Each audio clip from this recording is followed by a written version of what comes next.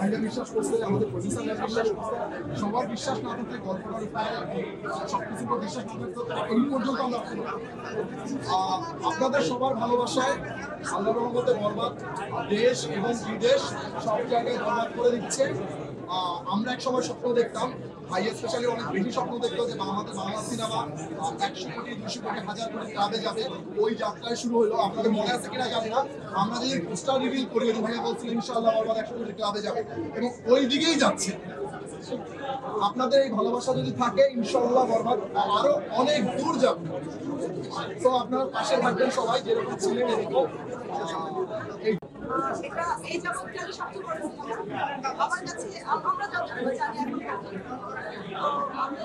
বেশি জানি বাকি জিনের ভাই শুরুতেই জানতে চাচ্ছি যে